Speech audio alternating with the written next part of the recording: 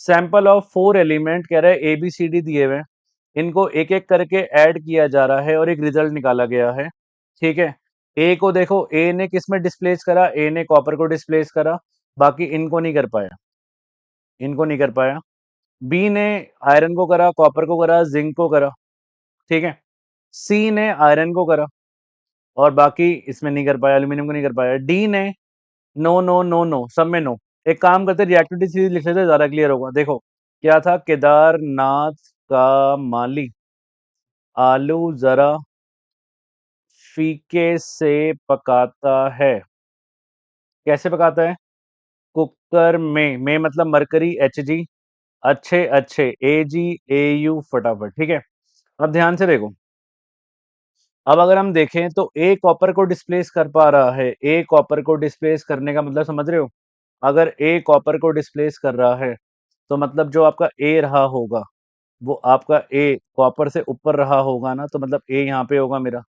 ये बात समझ आ रही है? क्योंकि ए कॉपर को डिस्प्लेस कर रहा है। ठीक है, बी जो है, बी आयरन को कर रहा है, कॉपर को कर रहा है, जिंक को कर रहा है। आयरन, कॉपर, जिंक, तो सबसे ऊपर जिंक है ना, तो मतलब मैं सबसे ऊपर यहाँ लिखूंगा ना, तो बी यहाँ होगा। भाई सबसे ऊपर जो हाईएस्ट रिएक्टिव है वो जिंक है। सी जो है आयरन को कर रहा है, तो भाई सी इसके नीचे होगा, इट्स नेचुरल। सी इसके नीचे होगा क्योंकि सी आयरन को कर रहा है, तो आयरन से ऊपर ही होगा। ठीक है, अच्छा डी किसी को नहीं कर रहा, सबसे नीचे डी होगा। अब जो पूछ रहा है पूछता रहे, हमने सब कुछ निकाल लिया। रिएक्टिविटी सीरीज आनी चाहिए आपको। पहला कह रहा है which is the least reactive, सबसे नीचे कौन है, तो इट इज डी, तो डी आंसर है। कह रहा है what would be observed if C is added to copper sulphate.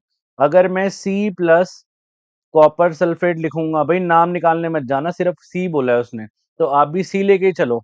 तो SO4 उठ के इसके पास आएगा, because C is more reactive.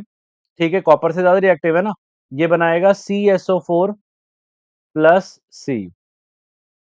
कह रहे अरेंज करो ABCD को in order of their decreasing reactivity. Decreasing मतलब सबसे ज्यादा से कम, तो सबसे ऊपर कौन है, बी है ना, तो ये आएगा बी, बी सबसे बड़ा, फिर आएगा सी, फिर आएगा ए और सबसे कम आएगा डी। तो ये हो गया रिएक्टिव। ठीक है, तो इस तरह से ही आंसर लिखना है एग्जाम के। Least reactive, second part, third part सारे क्लियर है हमारे। ठीक है, ऐसे ही लिख के आना एग्जाम में आंसर। ठीक है, पूरे 3 मार्क मिलेंगे।